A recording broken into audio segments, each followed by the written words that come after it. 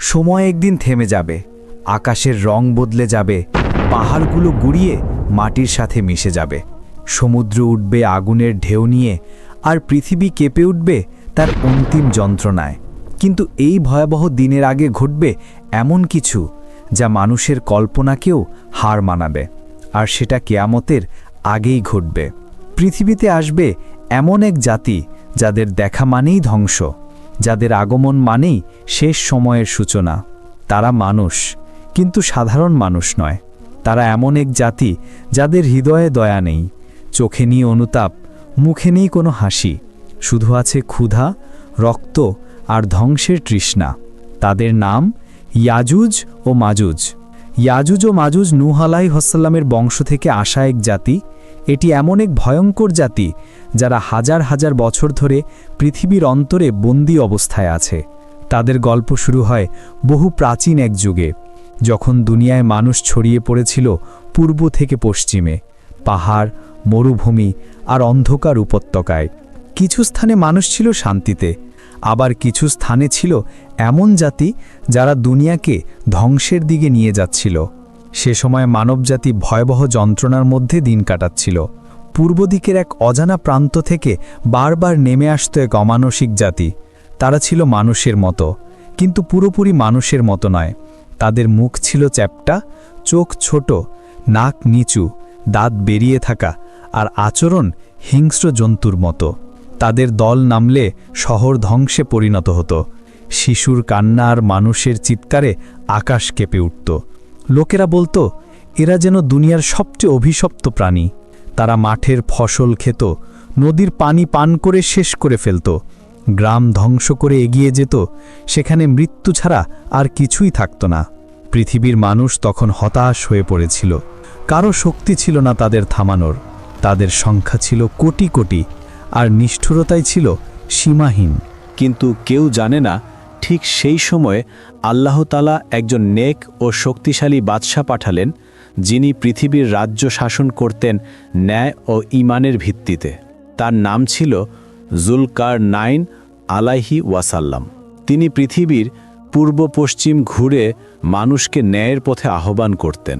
একদিন যখন তিনি পূর্বের প্রান্তের দিকে পৌঁছালেন, সেখানে তিনি দেখলেন পাহাড় ঘেরা এক জাতি, যাদের ভাষা অন্য কেউ বোঝে না। তারা কষ্টে ইশারা করে বলল, হে যুলকারনাইন, ইয়াজুজ ও মাজুজ আমাদের ঘরবাড়ি ধ্বংস করে দেয়, আমাদের সন্তানদের হত্যা করে, ফসল খেয়ে ফেলে। তুমি কি আমাদের জন্য তাদের আর আমাদের মাঝখানে একটি প্রাচীর নির্মাণ করে দিতে পারবে? যুলকারনাইন বুঝলেন, এ সমস্যা শুধু তাদের নয়, এটা সমগ্র মানবজাতির জন্য এক বিপর্যয়। তিনি বললেন, আমার প্রভু আমাকে যে ক্ষমতা দিয়েছেন তা যথেষ্ট। তোমরা শ্রম দাও, আমি তোমাদের সঙ্গে মিলে একটি শক্ত প্রাচীর নির্মাণ করব। এরপর শুরু হলো এক মহাকাব্যিক কাজ। দুটি বিশাল পাহাড়ের মাঝখানে গলিত লোহা ও তামা ঢেলে বানানো হলো এক অটল দেয়াল। তার উচ্চতা ছিল এতটাই যে আকাশের দিকে তাকালে মাথা ঘুরে যেত। যুলকারনাইন বললেন, এই প্রাচীর আল্লাহর রহমতে তোমাদের সুরক্ষা দেবে, কিন্তু যখন আল্লাহর নির্ধারিত সময় আসবে তখন এই প্রাচীরও ভেঙে পড়বে। তারপর থেকে সেই জাতি ইয়াজুজ ও মাজুজ অন্ধকার পৃথিবীর নিচে বন্দী হয়ে রইল। তাদের চিৎকার, গর্জন আর আঘাতের শব্দ শোনা যায় পাহাড়ের বুকের নিচে। হাজার হাজার বছর ধরে প্রতিদিন সকালে তারা সেই প্রাচীরটি ভাঙার জন্য কঠোর পরিশ্রম করে। দিন শেষে যখন তারা ক্লান্ত হয়ে যায়, দেয়ালটা প্রায় ভেঙে ফেলার মতো পাতলা হয়ে যায়, তখন তাদের নেতা বলেন, আজকের মতো থামো, বাকি কাজটা আমরা আগামীকাল এসে শেষ করব। কিন্তু পরের দিন ফিরে এসে দেখে দেয়ালটা আবার ঠিক আগের মতোই হয়ে গেছে। তখন তারা আবার দেয়ালটা ভাঙার জন্য লেগে যায়। এইভাবেই চলছে দিনের পর দিন, বছরের পর বছর, কিন্তু দেয়ালটা ভেঙে তারা বাইরে আসতে পারে না। হাজার বছর কেটে গেছে, তাদের সংখ্যা বেড়েই চলেছে। তারা এখনও বন্দী, কিন্তু সেই অন্ধকারে তারা ফিসফিস করে, বলে, একদিন আমরা মুক্ত হব, একদিন এই পৃথিবী আবার আমাদের হবে। এভাবেই তারা অপেক্ষা করছে সেই দিনের, যেদিন আল্লাহ তাদের মুক্তি দেবেন আর পৃথিবী ডুবে যাবে এক ভয়ঙ্কর অন্ধকারে। দেয়ালটি এমনভাবে দাঁড় করানো হয়েছে যেন রাতারাতি কেউ তা পুনর্নির্মাণ করে দিয়েছে। তাদের চোখে আগুন জ্বলে ওঠে, রাগে মাটি খুঁড়ে ফেলে। কেউ কেউ নিজের হাত কেটে দেয়, কারণ তারা বুঝতে পারে না কোন শক্তি এই দেয়ালকে আগের মতো করে দেয়। তারা একে অপরকে বলে, আমরা পৃথিবীর সব শক্তির চেয়েও শক্তিশালী, তবুও কেন পারি না? তাদের প্রতিটি ব্যর্থতা আসলে আল্লাহর আদেশেই। আল্লাহর ইচ্ছা ছাড়া তারা একটুও অগ্রসর হতে পারে না। এক রাতে তাদের মধ্যে ছড়িয়ে পড়ল এক গুজব, আমাদের একদিন মুক্তি মিলবে, আমরা তখন পুরো পৃথিবী গ্রাস করব। এই কথা শুনে এক শিশু তার মাকে জিজ্ঞেস করল, মা, যখন আমরা মুক্ত হব তখন সূর্য দেখতে পাব? মা বলল, সূর্য নয়, আগুনের আলো দেখতে পাবে, কারণ আমাদের আগমনেই পৃথিবী জ্বলে উঠবে। যেদিন তারা একসাথে গর্জে উঠবে, যেদিন তাদের নেতা ভুল করে বলবে এক বাক্য, ইনশাআল্লাহ কাল শেষ করব, সেই দিনেই পরিবর্তন শুরু হবে। দেয়ালের পাথর কাঁপবে, লোহা গলবে, পাহাড়ের মাটি ফেটে যাবে, আর মুক্তি পাবে সেই ভয়ঙ্কর জাতি যাদের মুক্তি মানেই পৃথিবীর জন্য সর্বনাশ। হাজার বছরের পরিশ্রম, হাজার বছরের ব্যর্থতা, আর অবশেষে সেই সকাল এসে গেল, যে সকাল পৃথিবীর ইতিহাসে লেখা হবে রক্ত ও আগুনের অক্ষরে। গুহার গভীরে আগুনের আলো ঝলমল করছে। ইয়াজুজ মাজুজের মুখে এক অদ্ভুত উত্তেজনা। তারা আজও আগের মতোই দেয়ালের সামনে সারিবদ্ধ হয়েছে। হাজার হাজার মানুষ বুনো জন্তুদের মতো গর্জন করছে। তাদের চোখে আজ এক অন্য রকম আলো, একটা অজানা শক্তি যেন তাদের শরীরে কাজ করছে। তারা একসাথে আঘাত করছে, লোহার টুকরো উড়ে যাচ্ছে চারপাশে, দেয়ালের গায়ে ফাটল ধরেছে। তাদের নেতা চিৎকার করছে, আজ থামো না, আজ আমরা শেষ করব। দিনের আলো ম্লান হয়ে আসছে, তবুও তারা থামছে না। রক্তে ভেজা হাত দিয়ে, দাঁত দিয়ে, নখ দিয়ে তারা দেয়াল ঘষে যাচ্ছে। একটা মুহূর্তে দেয়াল এমনভাবে কেঁপে উঠল যেন পাহাড়ের নিচে অগ্নিয়গিরি জেগে উঠেছে। রাত নামল, ক্লান্ত দেহগুলো ধুলায় মিশে গেছে, কিন্তু দেয়ালের ভেতরে এক অদ্ভুত নীরবতা। তাদের নেতা মাটিতে বসে হাঁপাচ্ছে, তার চোখে এখনো আগুন, মুখে রক্তের দাগ। সে বলল, আজ থামো, কাল আমরা এসে কাজ শেষ করব, ইনশাআল্লাহ। এটাই সেই শব্দ, ইনশাআল্লাহ, যা হাজার বছর পর তাদের মুক্তির দরজা খুলে দিল। কারণ এই প্রথমবার তারা আল্লাহর নাম উচ্চারণ করল অজান্তেই। ভোর হলো, দেয়ালের ওপারে এখনও পৃথিবী নিশ্চিন্তে ঘুমাচ্ছে। কেউ জানে না নিচে কি ঘটতে চলেছে। ইয়াজুজ মাজুজ ফিরে এলো। তারা দেখল দেয়াল আগের মতো মজবুত নয়, গতরাতের ফাটলগুলো এখনও ঠিক সেভাবেই রয়েছে। তাদের চোখ রক্তচক্ষুর মতো বড় হয়ে উঠল। তাদের নেতা গর্জে উঠল, এবার সবাই একসাথে। এক ধাক্কা, এক গর্জন, পাহাড় কেঁপে উঠল। দেয়ালের মাঝখানে আগুনের রেখা ছুটে গেল। তারপর বিস্ফোরণের মতো শব্দ, লোহার প্রাচীর ফেটে চূর্ণ বিচূর্ণ হয়ে গেল। ধোঁয়া, আগুন, ধ্বংস সব মিলেমিশে এক অদ্ভুত গন্ধ তৈরি করল। বাতাসে উড়ে আসছে গলিত তামা, আর সেই ফাঁক দিয়ে একে একে বেরিয়ে আসছে হাজার হাজার বছর বন্দি থাকা জাতি। তাদের চিৎকারে পাহাড় কাঁপছে, তাদের দৌড়ে পৃথিবী থরথর করছে, যেন পাহাড়ের গা বেয়ে নেমে আসছে এক কালো সমুদ্রের ঢেউ। তাদের চোখে রক্ত, মুখে ক্রোধ, চুল উঠছে, দাঁত কটমট করছে। তারা একে অপরকে চিৎকার করে বলছে, আমরা মুক্ত, এখন পৃথিবী আমাদের। প্রথম দল পাহাড় পেরিয়ে এলো, তারপর দ্বিতীয়, তারপর তৃতীয়, তারপর এত বিশাল জনস্রোত যেন মাটি কাঁপতে লাগল। নদীর পানি পেছনে বয়ে গেল, সূর্যের আলো ঢেকে গেল তাদের কালো ধুলায়। মানুষ দিগন্তে তাকিয়ে দেখল, মনে হচ্ছে এক কালো ঝড় এগিয়ে আসছে, যা আকাশকেও গিলে খাবে। তারা যেখানে পা রাখছে সেখানে ঘাস শুকিয়ে যাচ্ছে, গাছপালা উপড়ে পড়ছে, নদীর পানি কয়েক মিনিটে উধাও হয়ে যাচ্ছে। ইয়াজুজ মাজুজের নেতা আকাশের দিকে তাকিয়ে হাসল, তার চোখে পাগলামির আগুন। সে বলল, পৃথিবী এখন আমাদের, আমরা সবাইকে ধ্বংস করব, মানুষ, পশু, নগর, সব কিছু। আর তখন থেকেই শুরু হলো মানব ইতিহাসের সবচেয়ে ভয়ঙ্কর অধ্যায়, ইয়াজুজ ও মাজুজের আগমন। পৃথিবী আগে কখনো এমন দৃশ্য দেখেনি। মানব সভ্যতা কেঁপে উঠল সেই মুহূর্তে যখন আকাশের নিচে নেমে এলো ইয়াজুজ মাজুজের এক ভয়াবহ আগমন। অসংখ্য, অমানবিক, বন্য আর রক্তপিপাসু। তাদের দেহে অদ্ভুত শক্তি, তাদের চোখে অন্ধকারের আগুন। যেদিকে তাকাচ্ছে সেদিকেই মৃত্যু ছড়িয়ে পড়ছে। এক শহরের মানুষ ভোরে নামাজ শেষে সূর্যোদয় দেখছিল। তারা জানতো না এটাই তাদের জীবনের শেষ সকাল। দূর আকাশে ধুলোর কালো পর্দা উঠল। শিশুরা ভয়ে পেয়ে মায়ের আঁচলে লুকিয়ে গেল। একজন বৃদ্ধ বলল, এটা কোনো ঝড় নয়, এ যেন মৃত্যু আসছে। তার কথা শেষ হবার আগেই আকাশ থেকে নেমে এলো লাল ধোঁয়ার স্রোত। পাহাড়ের গায়ে একসাথে হাজার শব্দ গর্জে উঠল। তারা চলে এলো, ইয়াজুজ মাজুজ। তাদের হাতে নেই কোনো অস্ত্র, কিন্তু তাদের শক্তি এক যুদ্ধ বিমানের সমান। তারা দেয়াল ভেঙে ফেলে, ঘর ছিঁড়ে ফেলে, পাহাড়ের পাথর মাটির মতো গুড়িয়ে দেয়। তাদের পায়ের নিচে মাটি দপদপ করে জ্বলছে, তাদের চিৎকারে বাতাস কাঁপছে। তারা শহরের মানুষদের ধরে টেনে নিচ্ছে, পুরো শহর তার আগুন জ্বালিয়ে চারখার করে দিচ্ছে। এক মুহূর্তে হাজার হাজার মানুষ হারিয়ে গেল। শহরটা হঠাৎ থমকে গেল। নিঃশব্দ মৃত্যু নেমে এলো চারপাশে। শুধু ধোঁয়া, আগুন আর ছাই। ধ্বংস করছে ফসল। তারা যখন জেরুজালেমের তাবারিয়ান নদীর পাশ দিয়ে যাবে, তখন তারা সেই নদীর সমস্ত পানি পান করে শেষ করে ফেলবে। নদীটা একদম শুকিয়ে মরুভূমির মতো হয়ে যাবে। এদিকে পৃথিবীর অন্য প্রান্তে খবর ছড়িয়ে পড়েছে, ইয়াজুজ মাজুজ মুক্ত হয়েছে। মানুষ শহর ছেড়ে পাহাড়ে পালাচ্ছে, তবুও কেউ তাদের থামাতে পারছে না। তারা নদী শুকিয়ে ফেলছে, প্রাণীরা বিলুপ্ত হচ্ছে, আর আকাশে সূর্যের আলো হারিয়ে যাচ্ছে।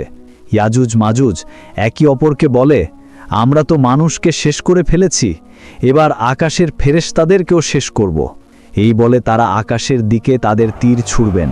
আল্লাহ তাআলা তাদের এই অহংকারকে পৃথিবীর মানুষের সামনে প্রকাশ করার জন্য সেই তীরগুলোকে রক্তমাখা অবস্থায় তাদের কাছে ফিরিয়ে দিবেন। আর তাদের মনে হলো তারা আকাশেও বিজয়ী হয়েছে। অহংকারে তারা গর্জে উঠল। পৃথিবীর বুকে তখন ধ্বংসের আগুন। পাহাড়ের গায়ে গলিত তামা গড়িয়ে পড়ছে, নদীর জলে ধোঁয়া, বাতাসে মৃত মানুষের গন্ধ। যেখানে একদিন আজান শোনা যেত, সেখানে এখন শুধু মৃত্যুর চিৎকার। কিন্তু আকাশের ওপারে আল্লাহর হুকুমের অপেক্ষায় রয়েছেন একজন নবী, হজরত ঈসা আলাইহিস সালাম, যিনি জানেন এই দানবদের ধ্বংস করার ক্ষমতা কেবল তার রবের কাছেই আছে। রাতের অন্ধকারে তিনি দোয়া করলেন, হে আল্লাহ, তুমি দেখছো তারা তোমার সৃষ্টি ধ্বংস করছে, তোমার বান্দারা কাঁদছে, এখন তুমি সাহায্য করো। আল্লাহর আদেশ নেমে এলো এবং পৃথিবীর ইতিহাস পাল্টে গেল। আকাশের বাতাস হঠাৎ থেমে গেল। তারপর এক অদ্ভুত গন্ধ ছড়িয়ে পড়ল পৃথিবী জুড়ে। ইয়াজুজ মাজুজের দেহগুলো এক একে থেমে গেল। তাদের চোখ বড় বড় হয়ে গেল, মুখে বিষাক্ত ঘামের মতো কিছু বেরোতে লাগল। মিনিটের মধ্যেই তারা সবাই মাটিতে লুটিয়ে পড়ল। পৃথিবী নিঃশব্দ হয়ে গেল। মানুষ জানত না আল্লাহর এক অদৃশ্য সীমা এসে গেছে। তাদেরকে ধ্বংস করার জন্য আল্লাহ তাআলা নাঘাফ নামের এক বিষাক্ত পোকা পাঠিয়ে দিলেন, যারা তাদের গলায় ঢুকে সবাইকে নিঃশেষ করে দিচ্ছে। ইয়াজুজ মাজুজের সেই দানবী সেনারা এক মুহূর্তে মাটির সঙ্গে মিশে যায়। যেখানে তাদের গর্জন ছিল, সেখানে এখন কেবল নীরবতা। কিন্তু পৃথিবী শান্ত হলো না। তাদের মৃতদেহ এত বেশি ছিল যে পুরো ভূমি তাদের গন্ধে ভরে যায়। মানুষ শ্বাস নিতে পারছিল না। পাহাড়ে উঠেও মৃত্যুর গন্ধ আসছিল। ঈসা আলাইহিস সালাম আবার দোয়া করলেন, আর আল্লাহ কুদরতি আসলো রহমতের ঝড় বৃষ্টি, যা সেই লাশগুলোকে তুলে নিয়ে গেল সাগরের গভীরে। পৃথিবী নিস্তব্ধ। সূর্য উঠছে ধীরে ধীরে। মাটি এখনো দগদগে, কিন্তু বাতাসে প্রথমবারের মতো শান্তির ছায়া। মানুষ আল্লাহর সামনে সেজদায় পড়ে গেল। তাদের চোখে অশ্রু, মুখে একটিই কথা, আলহামদুলিল্লাহ। শেষ পর্যন্ত আল্লাহ রব্বুল আলামিন রক্ষা করলেন। ধ্বংসের ধোঁয়া ধীরে ধীরে মিলিয়ে গেছে। বাতাসে আর রক্তের গন্ধ নেই, কিন্তু পৃথিবীর বুক যেন শূন্য হয়ে গেছে। নদীগুলো নীরব, পাহাড়গুলো নিঃশব্দ, আর শহরগুলো শুধু ছাই আর ভাঙা পাথরের স্তূপ। মানুষ ফিরে আসছে, ভীত, দুর্বল কিন্তু জীবিত। তারা তাকিয়ে দেখছে এমন এক পৃথিবী যেখানে কেউ নেই, কেবল মৃত্যু কথা বলে। ঈসা আলাইসাল্লাম তখন পাহাড়ের চূড়ায় দাঁড়িয়ে আছেন, তার চোখে কৃতজ্ঞতা ও বেদনা। তিনি চারপাশে তাকিয়ে বললেন, দেখো, এই হলো পৃথিবী যাকে তোমরা অহংকারে ভরিয়ে ফেলেছিলে। আল্লাহ তার প্রতিশ্রুতি পূর্ণ করেছেন, আর এখন তোমাদের পরীক্ষা নতুনভাবে শুরু হবে। মানুষ কাঁপা কাঁপা কণ্ঠে জিজ্ঞেস করল, হে আল্লাহর নবী, আমরা কি করব এখন? তিনি বললেন, তোমরা আল্লাহর দিকে ফিরে এসো, তোমাদের হাতে এখনও কিছু সময় আছে। কিন্তু মনে রেখো, পৃথিবী আর আগের মতো থাকবে না। মাস কেটে গেল, বছর গড়ালো, মানুষ ধীরে ধীরে নতুন জীবন গড়তে শুরু করল। সবুজ শ্যামল গাছগাছালি আবার মাথা তুলল আকাশের দিকে, পাহাড়ের নিচে আবার ফসল ফলল, নদীতে পানি ফিরে এলো, আর ছেলেরা আবার হাসতে শুরু করল। কিন্তু এই শান্তির আড়ালে পৃথিবীর গভীরে কিছু একটা নড়ছিল। মৃত ইয়াজুজ মাজুজের দেহ যেখানে পুড়েছিল, সেখানকার মাটি কালো হয়ে গেছে। কেউ কাছে যেতে পারত না। একটা অদ্ভুত গন্ধ, একটা অচেনা শব্দ। রাতের বেলা কেউ গেলে শুনতে পেত ফিসফিস আওয়াজ, যেন মৃতরা কথা বলছে। এক রাতে এক যুবক সাহস করে সেই জায়গায় গেল। সে দেখতে চাইল সত্যি কিছু আছে কিনা। চারপাশে কুয়াশা, মাটিতে কালচে তরল, আর দূরে থেকে কেউ যেন ডেকে বলল, আমরা হারাইনি, আমরা আবার ফিরব। সে আতঙ্কে পেছনে তাকালো, কেউ নেই, কিন্তু মাটি যেন কাঁপছে। পৃথিবীর নিচে কোথাও একটা অদ্ভুত স্পন্দন চলছে, যেন অন্ধকারের হৃৎপিণ্ড আবার ধুকধুক করছে। সে দৌড়ে পালালো, ফিরে এসে কাঁপা গলায় বলল, আমি ওদের আওয়াজ শুনেছি, তারা আবার আসবে। ঈসা আলাইসাল্লাম শুনে মাথা নিচু করলেন। তিনি জানতেন পৃথিবীর শান্তি আর চিরদিন থাকবে না। এই ধ্বংস শুধু এক সতর্ক বার্তা ছিল, শেষ পরীক্ষার আগমনী বার্তা। তিনি বললেন, যেদিন সূর্য পশ্চিম দিক থেকে উঠবে, সেদিন তোমরা আর তওবা করতে পারবে না। তোমাদের দরজা বন্ধ হয়ে যাবে চিরতরে। মানুষ কেঁদে উঠল, তারা সেজদায় পড়ে গেল। আকাশে তখন ধীরে ধীরে লালচে আলো ছড়িয়ে পড়ছে। পৃথিবী আবার চলতে শুরু করল, কিন্তু কেউ জানত না এটা পুনর্জন্ম নয়, এটা কেবল শেষ ভোরের আগে নীরবতা। পৃথিবী যেন ঘুমিয়ে আছে, কোনো বাতাস নেই, কোনো শব্দ নেই, কিন্তু আকাশে একটা অদ্ভুত স্থিরতা, যেন সমগ্র ব্রহ্মাণ্ড কিছু একটা অপেক্ষা করছে। মানুষ তখন ভেবেছিল ধ্বংসের পর শান্তি ফিরে এসেছে। শিশুরা আবার খেলছে, কৃষকরা জমিতে কাজ করছে, আর ব্যবসায়ীরা শহরের পথে পথে হাঁটছে। কেউ জানত না আজই পৃথিবীর ইতিহাসের শেষ সকাল। ভোরের একটু আগে পশ্চিম দিকের আকাশে হঠাৎ এক তীব্র আলো দেখা গেল। প্রথমে মানুষ ভাবল আগুন লেগেছে, কিন্তু আলো বাড়তে বাড়তে পুরো পৃথিবী আলোকিত হয়ে উঠল। আকাশ জ্বলে উঠল লাল আগুনে, তারাগুলো এক একে নিভে গেল, আর সূর্য উঠতে শুরু করল পশ্চিম দিক থেকে। মানুষ চিৎকার করে উঠল, আল্লাহু আকবার, এটা কি কিয়ামতের দিন? কেউ দৌড়াচ্ছে, কেউ কাঁদছে, কেউ সেজদায় পড়ে গেছে। তবে সেই সেজদার আর কোনো মূল্য ছিল না, কারণ আজ তওবার দরজা চিরতরে বন্ধ হয়ে গেছে। রাসূলুল্লাহ সাল্লাল্লাহু আলাইহি ওয়াসাল্লাম বলেছেন, যেদিন সূর্য পশ্চিম দিক থেকে উঠবে, সেদিন যে কেউ ঈমান আনবে, তার ঈমান আর কবুল করা হবে না। আজ সেদিন মানুষের বুক কেঁপে উঠছে, কারণ এখন তারা জানে আর ফেরার কোনো পথ নেই। আকাশের গভীর থেকে ভেসে এলো এক ভয়ঙ্কর আওয়াজ, যা পৃথিবীর প্রতিটি প্রাণী শুনতে পেল। পাহাড়গুলো গুড়িয়ে পড়ল, নদীগুলো ফুটতে শুরু করল, আর মাটি তার ভেতরের মৃতদের বের করে আনল। মানুষ তখন চিৎকার করছে, হে আল্লাহ, আরেকবার সুযোগ দিন। কিন্তু কোনো উত্তর নেই, শুধু বজ্রপাতের গর্জন আর আগুনের ধোঁয়া। তারপর হঠাৎ নেমে এলো এক নীরবতা।